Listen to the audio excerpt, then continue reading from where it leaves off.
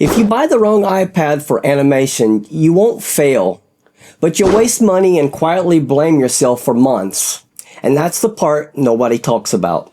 You'll think you're bad at animation, you'll think you don't have the patience, and you'll think maybe animation just isn't for you. But most of the time, your setup is just fighting you. So let me show you my exact iPad and Apple Pencil setup.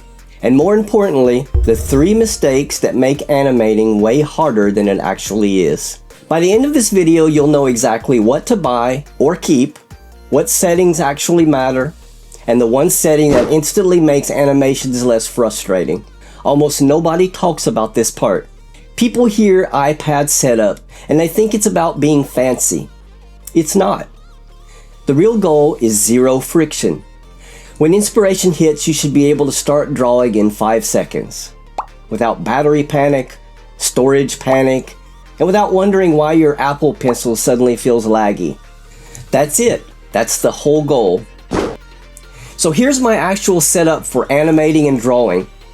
I use an iPad that can run Procreate and Procreate Dreams smoothly, without choking when I add layers, scrub the timeline, or hit play. I use the Apple Pencil that matches that iPad and feels comfortable enough that my hand doesn't hate me after 30 minutes. I make sure I have enough storage, that I'm not constantly deleting like a raccoon digging through a trash can. And I only use accessories that reduce friction, not things that just look nice on my desk. Now here's the important part. My setup might not be the right purchase for you. So instead of saying buy this exact model or die, I want to give you a simple decision system that you can actually trust. First question, screen size. A bigger screen feels amazing until you realize it's heavier and you don't want to pick it up. A smaller screen feels cozy and portable until your canvas timeline and layers all start fighting for space. Here's my rule.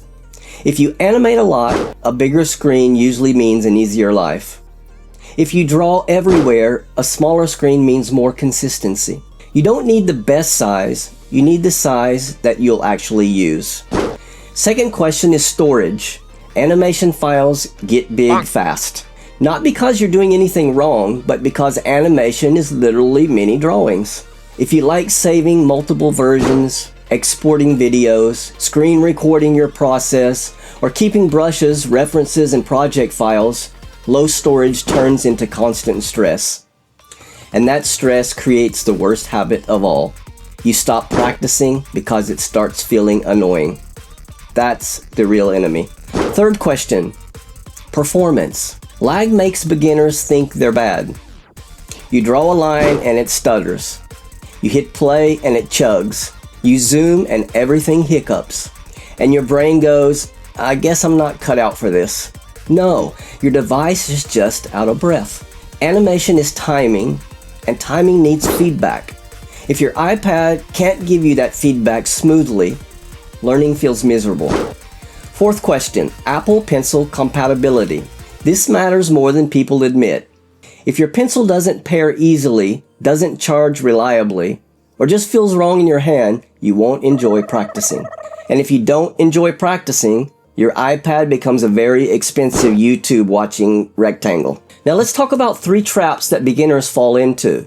Trap number 1, buying for specs, not habits. The best iPad in the world doesn't matter if your workflow is chaotic, your posture hurts, and you can't find your files. Gear doesn't create consistency, habits do. Trap number 2, accessory overload. Beginner setup videos love to turn creativity into a shopping list. You don't need 27 things.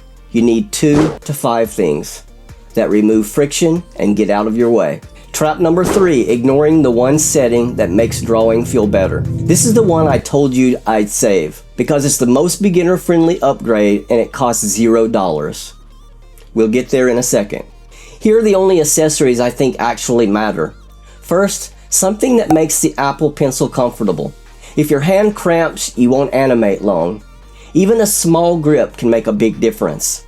Second, a screen protector, maybe. If you love a paper-like feel, it can help. But it also wears pencil tips faster and softens the screen a bit. Don't buy one because YouTube said so. Buy it because you want more friction.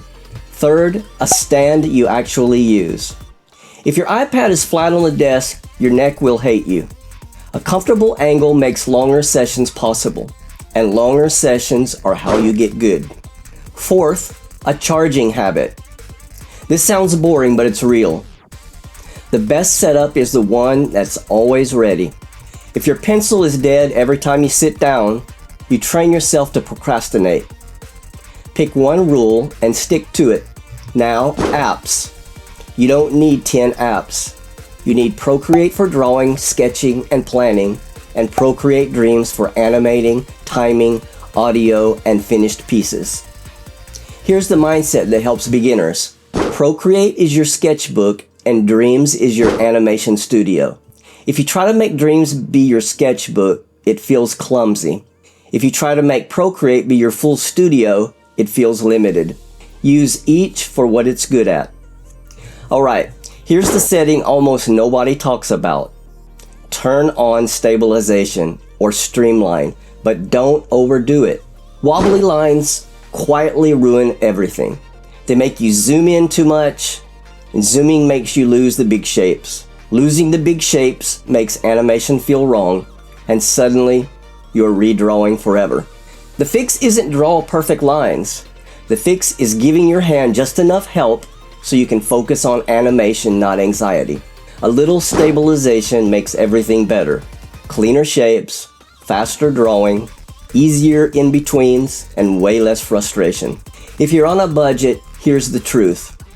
Beginners don't need perfect. Beginners need reliable. Reliable means that the pencil works every time, the app runs without constant lag, files save properly, and practice happens consistently.